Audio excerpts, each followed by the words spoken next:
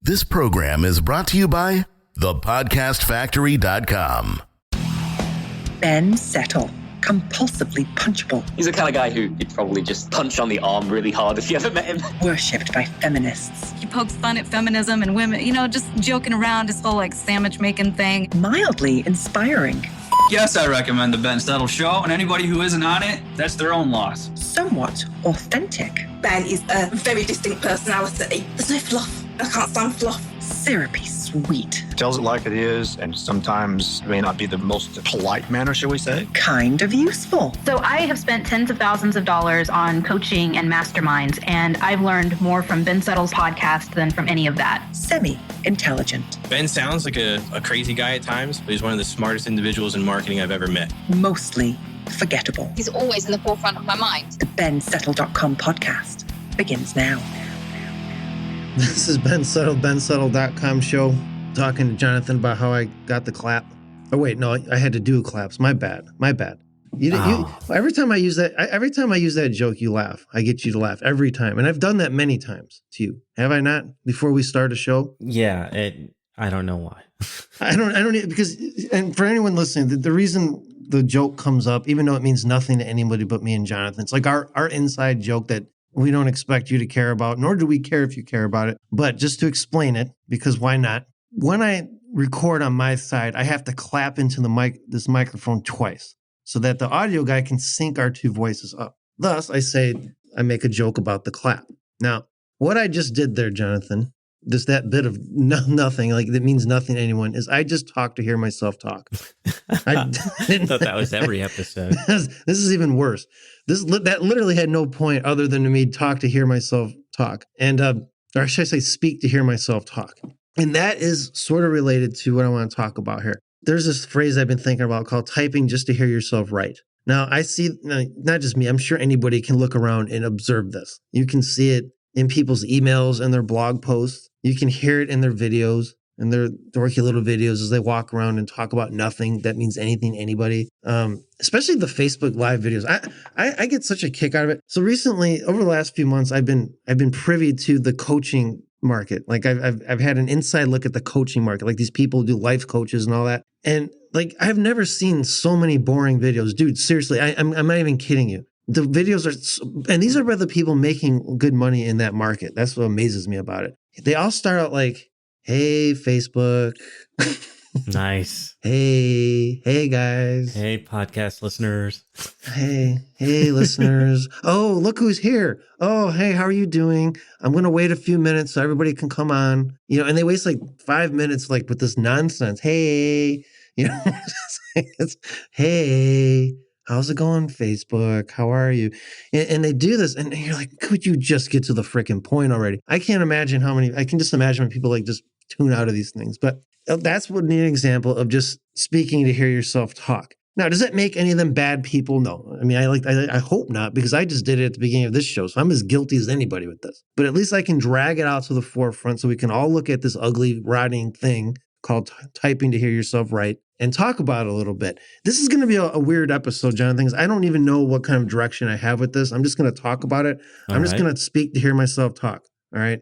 And maybe that'll even be part of the lesson. I don't know, a demonstration of what not to do. But for example, so in my ute, okay, and I say ute, I mean I don't know, 7-8 years ago, or even later than that, when I was first starting to write emails, let's say 15 years ago, I would write these long, droning emails I would write them as blog posts. I thought back then you should actually just write a teaser email to send people to your blog or whatever, and then the blog would sell something. But I was wrong. I don't do that anymore. I don't believe in that, unless you have to send them to a blog for a very specific reason, obviously. But if it's just to get your sales messages across, I don't do that. And everyone I know who's tested this, not that many people have actually tested it, will say, yeah, the email straight to them, not trying to get to them a blog, is much better, much more profitable. But whatever. So I would write these long things just to hear myself talk. I would type just to hear myself write. Just because I thought I was so clever and had all this cool stuff to say. But really, I'm just wasting my own time. I'm wasting the reader's time. And over the years, I've learned to not, when I'm writing at least, to not want to waste people's time. Because if you waste someone's time and you abuse their time and they value their time, you're going to lose a reader. or at least you're going to lose their attention, or they're just not going to pay very much attention to you. So here are some examples of people who type just to hear themselves right. The first example would be Facebook groups. Now, Jonathan, I have a little bit of experience with Facebook groups. I think we can all agree. I have an idea of what I'm doing. Anyone who is in my El Bembo's Lair group, which, Jonathan, by the time of this recording should have been deleted by now, by the way. Oh, really? I knew that. See, I knew I'd perk you up right there with that. I knew that I could get your attention. Well, okay, so it's July 24th I right saw now. you mention it. Yeah. Yeah, I mentioned it, so at the time of this, I mean, I don't know when this is going to come out, October probably.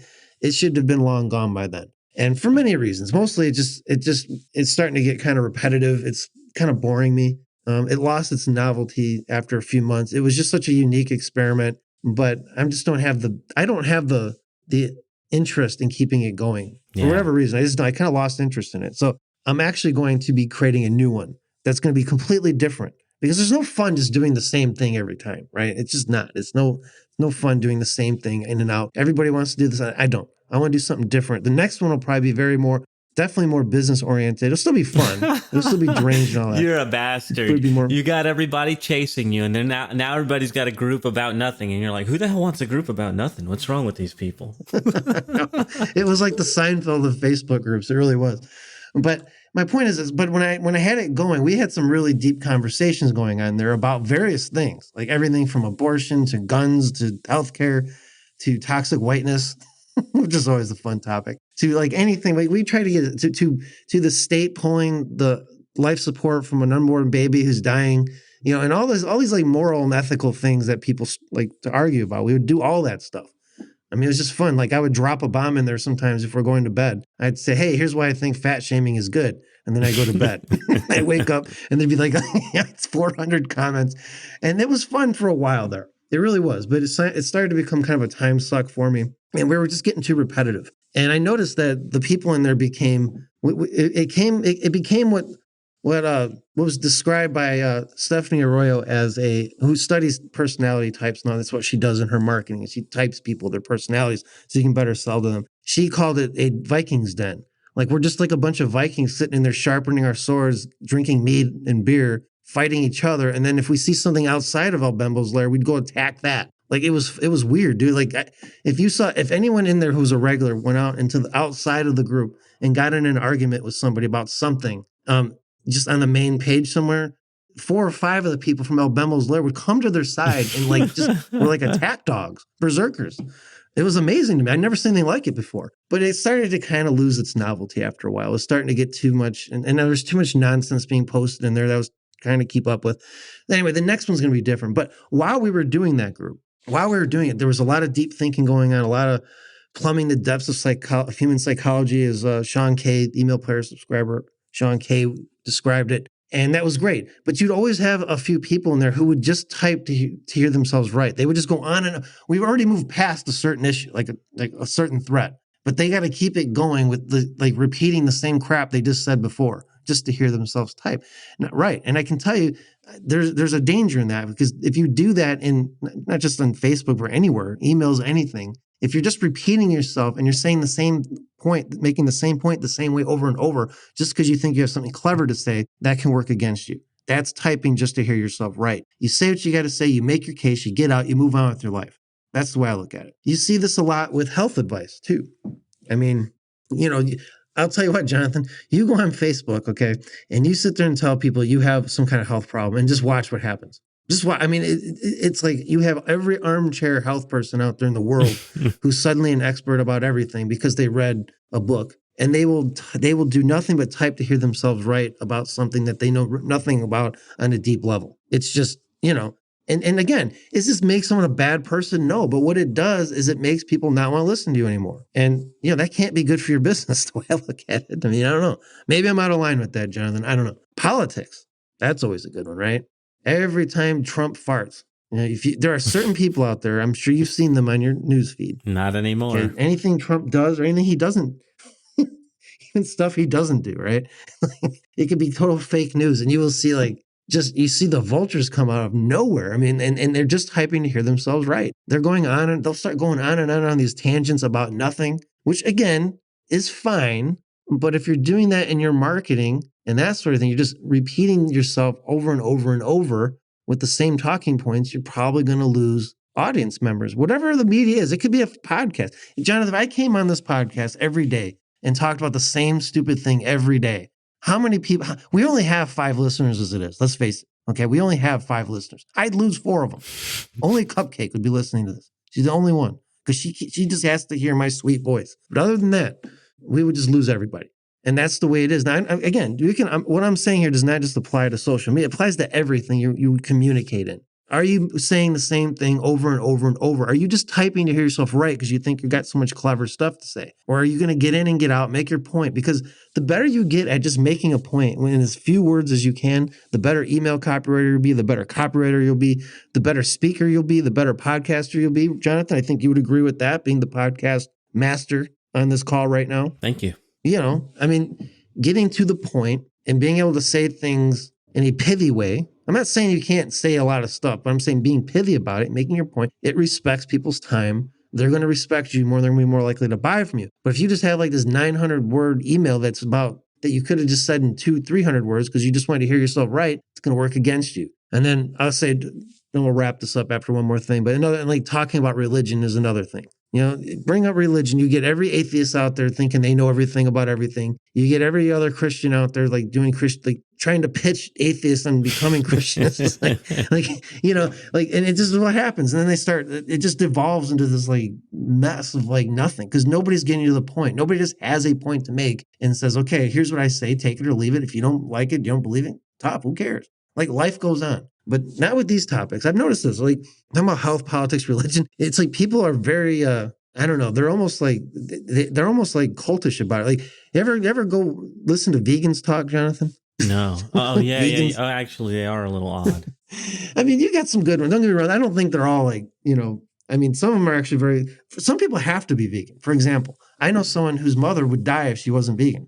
She just cannot eat any other way. And saved her life. So but it's when they make a religion out of it, you're the devil if you're not a vegan. I heard this one story of I guess over in Africa they do a lot of hunting and eat a lot of meat and everything.